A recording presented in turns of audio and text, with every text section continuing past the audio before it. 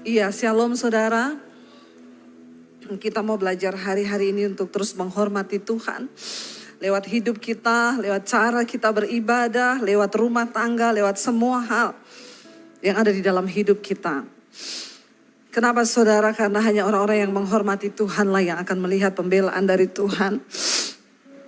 Saya berdoa biar hari-hari ini gereja boleh mengalami pemulihan. Gereja boleh mengalami kemuliaan Tuhan, karena tanpa kemuliaan Tuhan kita ini tidak ada artinya apa-apa. Hari ini, terima kasih. Kita akan belajar. Mari kita buka bersama saudara, Mazmur 34.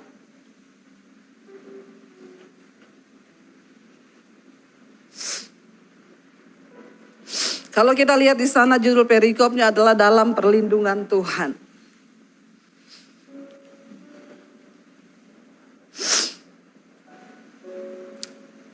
Berapa banyak saudara yang mau hidup dalam perlindungan Tuhan? Kalau kita hidup dalam perlindungan manusia saja, ya, kalau ada orang yang menjamin perlindungan bagi saudara, kadang-kadang kita akan merasa aman. Apalagi kalau yang berjanji memberikan perlindungan itu Tuhan. Hari ini kita akan belajar dari Daud, saudara. Kenapa kita belajar dari Daud? Ya, tentunya ada alasan kenapa seseorang itu bisa kita jadikan panutan, saudara, di dalam hidup kita. Alasannya yang pertama, kita harus meneladani hidup Daud adalah perjuangannya mengikut kehendak Tuhan, komitmennya di dalam mengiring Tuhan itu luar biasa. Ya, dan kisah hidupnya itu banyak tertuang di dalam kitab Mazmur, sehingga Mazmur itu penulisnya sebagian besar adalah Daud, dan itu dia bukan tulis karena teori. Kenapa kita dibangkitkan ketika membaca kitab Mazmur? Karena Daud menulis itu berdasarkan pengalaman pribadinya dengan Tuhan. Seorang pengkhotbah pun akan menjadi berbeda ketika dia menghidupi apa yang dia khotbahkan. Firman Tuhan benar-benar dialami, ya. Daud adalah seorang penulis sebagian besar dari kitab Mazmur, dan itu lahir dari pengalaman pribadinya dengan Tuhan. Mengapa kita meneladani Daud? Ya, karena penderitaannya, saudara. Saya percaya setiap manusia yang hidup di dunia ini harus menderita. Justru kalau saudara belum menderita, saya doakan supaya menderita. Supaya kita bisa belajar, ya. Makanya Daud berkata, aku tertekan itu baik bagiku, supaya aku belajar ketetapan Tuhan. Yang berikutnya, kenapa kita belajar dari Daud? Karena imannya yang luar biasa sampai dia mencapai garis akhir. Makanya garis keturunan Yesus Kristus itu dikatakan Yesus anak Daud. Nah, hari ini kita akan belajar, ya, Daud menulis satu Mazmur ketika dia ada di dalam tekanan yang begitu luar biasa, yaitu Mazmur 34. Ditulis di sana dalam perlindungan Tuhan. Mengapa Daud begitu luar biasa di dalam iman, pengiringannya, penderitaannya? Karena ternyata ini, dia sangat percaya bahwa hidupnya di dalam perlindungan Tuhan. Hanya orang-orang yang ada dalam perlindungan Tuhan yang akan mengalami kekuatan, kemuliaan. Dunia bisa berubah, keadaan bisa berubah, tetapi orang yang hidup dalam perlindungan Tuhan akan terus melihat penyertaan Tuhan. Amin, saudara. Ya, kita buka bersama Mazmur 34, ya. Di sana firman Tuhan berkata begini, ayat yang pertama. Dari Daud pada waktu ia apa? Ya, ada ditayangkan ayatnya. Iya, dari Daud pada waktu ia pura-pura tidak waras pikirannya, ya. Saat apa, saudara, dikatakan di sana? Di depan Abimelek sehingga ia diusir lalu pergi. Saya yakin di antara kita hari ini mungkin kita pernah mengalami pergumulan yang cukup berat, tetapi belum ada dari antara kita yang pura-pura gila dan tidak waras. Ada di sini yang pernah pura-pura gila?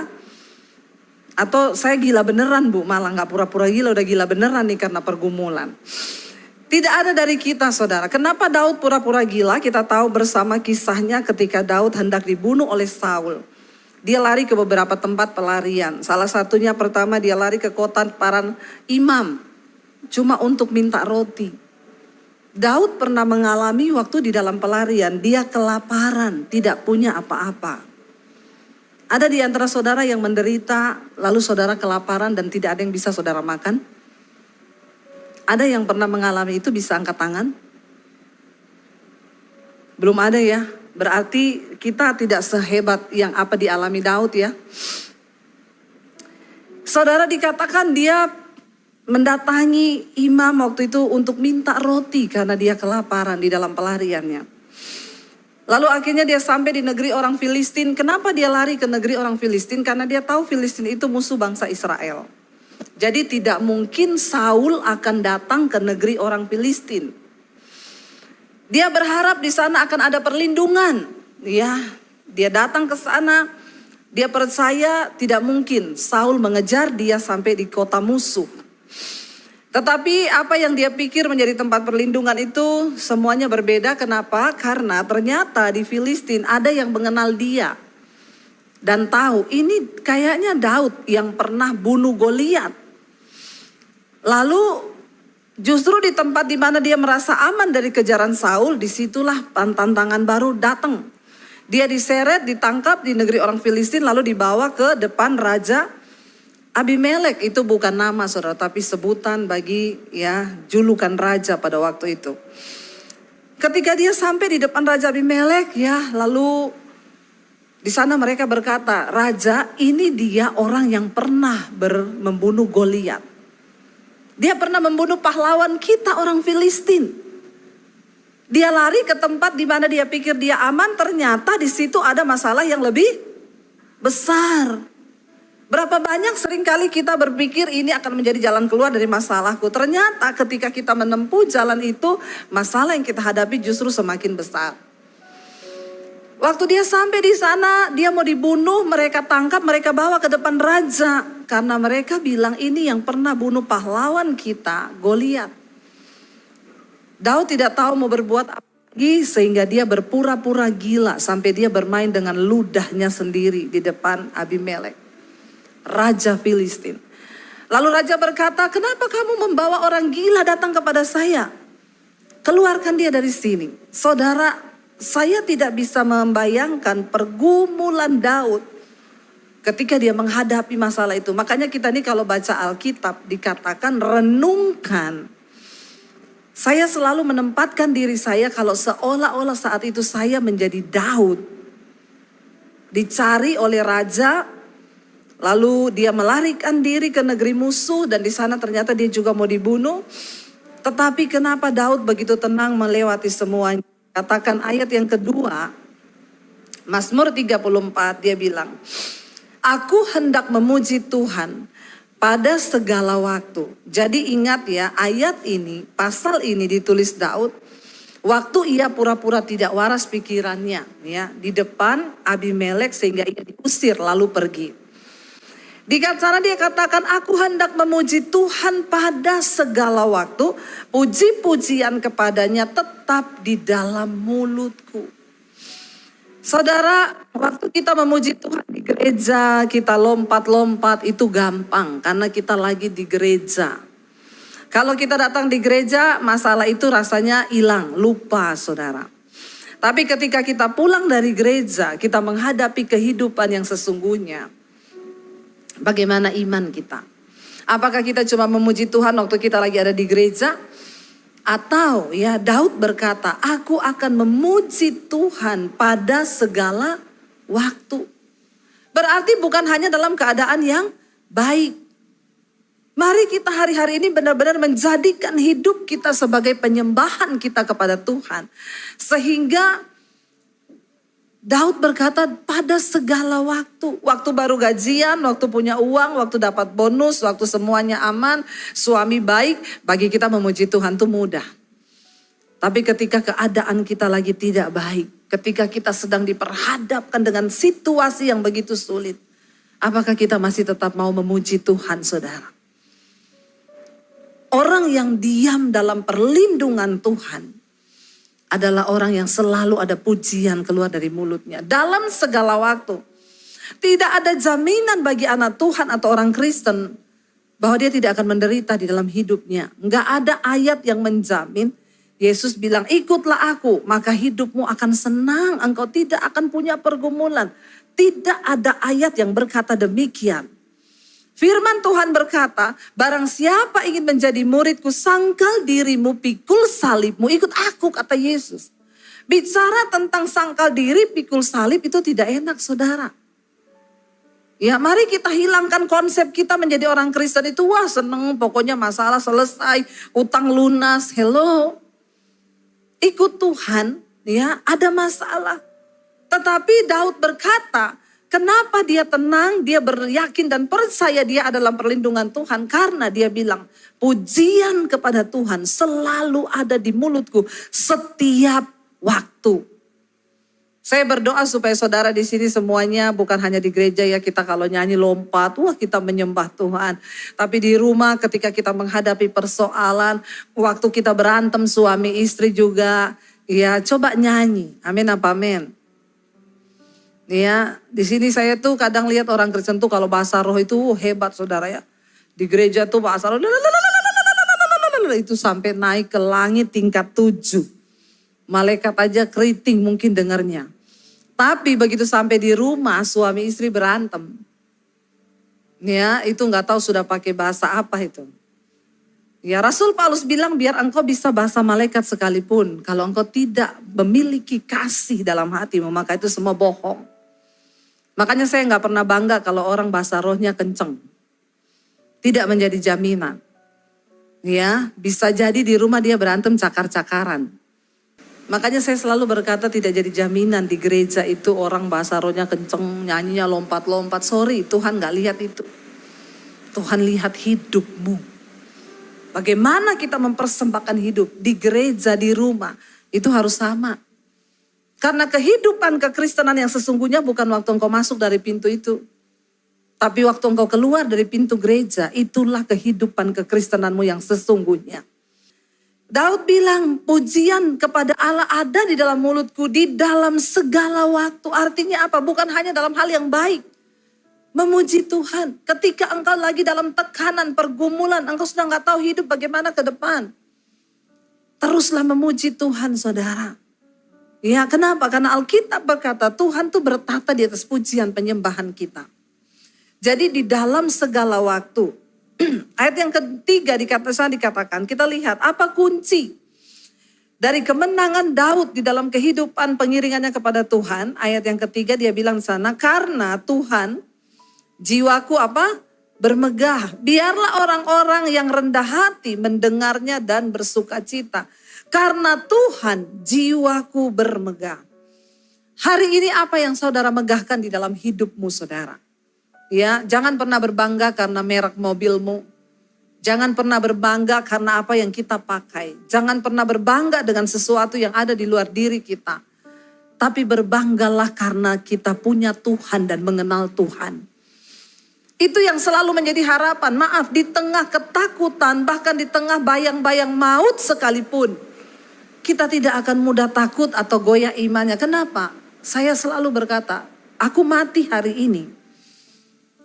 Aku berbahagia karena aku mengenal Tuhan dan aku punya Tuhan di dalam hidupku. Itu kebanggaan, saudara. Apa yang bisa membuat manusia itu takut ya ketika dia diperhadapkan dengan kematian.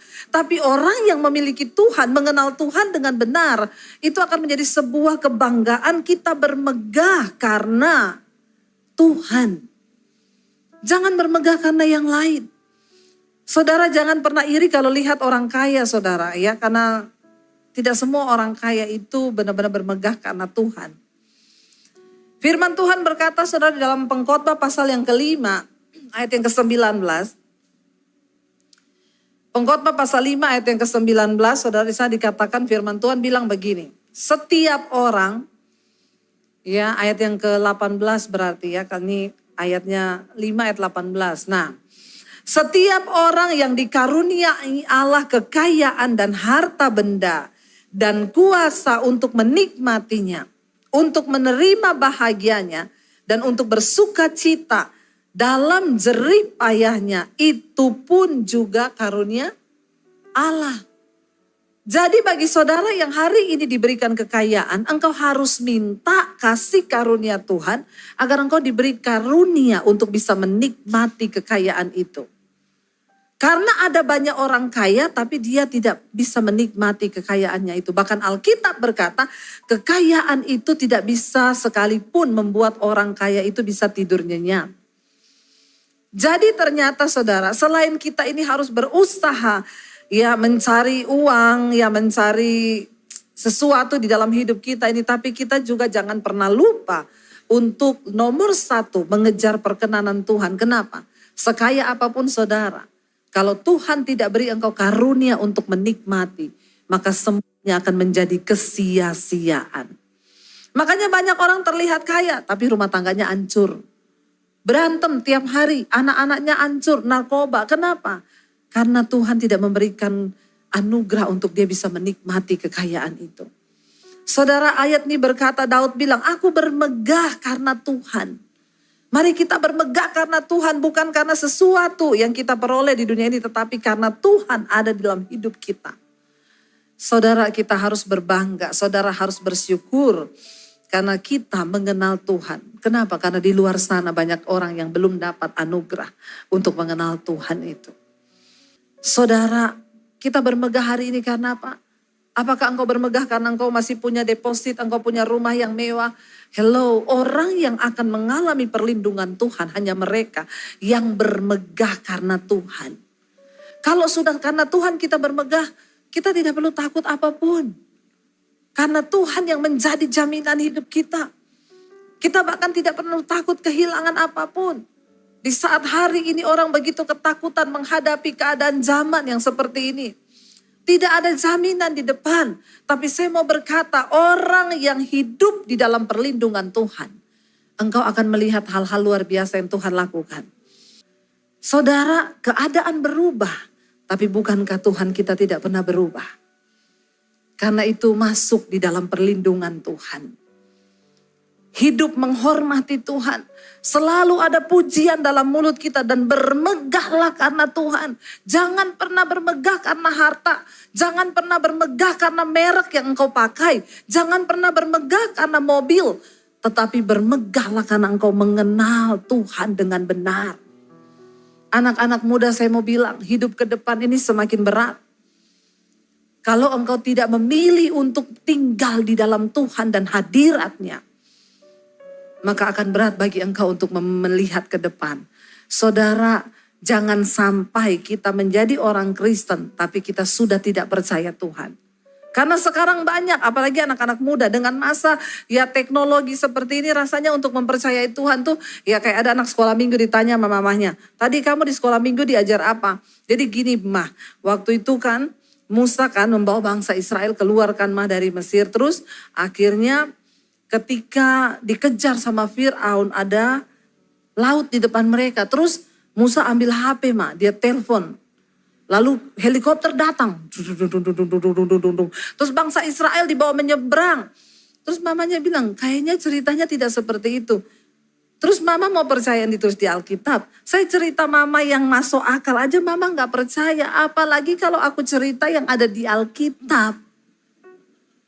Itu lebih tidak masuk akal lagi, Ma. Itu Musa ambil tongkat, dia belah laut jadi jalan. Hello. Saudara boleh tertawa ya. Tapi ini loh yang terjadi kalau engkau tidak mengajarkan iman kepada anak-anakmu. Jujur loh, gak usah anak-anak kita. Kita aja. Berapa banyak logika kita berjalan di tengah masa sulit. Apa iya Tuhan masih sanggup menyediakan roti dari burung gagak memberi makan Elia? Banyak di antara kita yang berkata percaya pada Tuhan, tapi sebenarnya Alkitab berkata dari hati lagi dengan iman mereka sudah tidak mempercayai. Makanya Yesus berkata, kalau aku datang kedua kali ke dunia ini, adakah iman aku dapati? Ayo saudara, tetap percaya kita punya Tuhan yang berkuasa. Tuhan yang sanggup membalikan keadaan dalam waktu sekejap. Ketika kita mau benar-benar menghormati hidup dalam kekudusan. Supaya engkau menjadi orang yang layak tinggal di dalam perlindungan Tuhan. Saya yakin tidak semua orang layak tinggal dalam perlindungan Allah. Cuma orang-orang tertentu yang mau sungguh-sungguh, ini tadi Daud bilang. Yang selalu ada pujian di mulutnya. Yang selalu bermegah karena Tuhan, bukan karena yang lain. Kita bermegah hanya karena Tuhan. Ayat yang berikutnya masih bisa satu ayat lagi dikatakan. Muliakanlah Tuhan bersama-sama dengan aku. Marilah kita bersama-sama memasyurkan namanya. Orang-orang yang diam dalam perlindungan Tuhan adalah orang-orang yang mau memuliakan Tuhan. Lewat apa kita memuliakan Tuhan? Yang pertama, tubuh kita. Tubuhmu itu bait Allah, bait Roh Kudus. Jangan engkau memilih hidup dalam percabulan, memilih kenajisan, homoseksual, lesbian. Banyak orang-orang yang menganggap Tuhan itu dia abaikan. Saudara, maaf ya. Bukan soal engkau datang ke gereja setiap hari Minggu. Tetapi engkau mempersembahkan hidupmu bagi Tuhan apa tidak. Untuk apa kita ke gereja? Kalau jadi pelakor. Saya berdoa di sini tidak ada pelakor. Amin. Ya, banyak rumah tangga yang goncang. Bapak-bapak juga tahu diri ya. Kalau sudah punya istri, jangan lagi main-main dengan perempuan di luar. Ya, dengar baik-baik bapak-bapak. Ya, ketika engkau miskin yang menemanimu itu istrimu. Waktu engkau sudah diberkati, kalau ada cewek cantik mendekati engkau itu cuma karena duitmu. Apalagi udah sakit-sakitan, diabetes, jantung, sudah macam-macam, masih mau selingkuh. Saya paling gregetan saudara dengar yang begini nih ya. Makanya kalau ada ibu-ibu datang sama saya, Bu, suami saya selingkuh. Doa seperti apa? Doa saja Bu, Tuhan hajar suamiku. Biar dia bertobat. Nggak apa-apa Bu berdoa begitu, nggak apa-apa. Saya tanggung jawab di hadapan Tuhan. Doa saja Tuhan hajar suamiku dengan caramu supaya dia bertobat. Karena hajaran Tuhan itu membawa pertobatan. Kadang-kadang orang Kristen itu tidak mengerti saudara ya. Bukan soal engkau ada di dalam gedung gereja dan duduk di sini. Hidupmu di luar gedung gereja itu seperti apa itu yang Tuhan mau. Saya mau berdoa supaya semua bapak-bapak di sini menjadi imam yang benar. Tidak berselingkuh. Gak usah angkat tangan. Kalau ada yang angkat tangan saya suruh Pak Michael buka kolam baptisan. Kita rendam 20 menit. Biar dia buka mata langsung di rumah Bapa di sorga. Lebih baik tubuhnya binasa tapi jiwanya selamat. Benar gak saudara? Ya, kita gak tahu hari-hari jangan bermain-main. Ya bapak-bapak istri itu teman pewaris kerajaan sorga. Jadi engkau gak bisa masuk sorga sendiri apalagi sama pelakor. Ya, bagi wanita-wanita di sini engkau wanita terhormat, engkau punya Yesus. Jaga hidupmu, jangan jadi pelakor. Cuma karena demi mendapat uang tas bermerek, engkau jual harga dirimu, engkau menginjak-injak darah perjanjian anak domba Allah. Saya berdoa supaya kita semua benar-benar ya menjadi orang Kristen yang benar-benar memuliakan Tuhan lewat hidup kita. Saudara, mari kita kembali kepada Tuhan hari-hari ini. Mempersembahkan hidup yang kudus, yang layak, yang berkenan kepada Tuhan. Itu ibadah kita yang sejati. Mari kita bangkit berdiri bersama.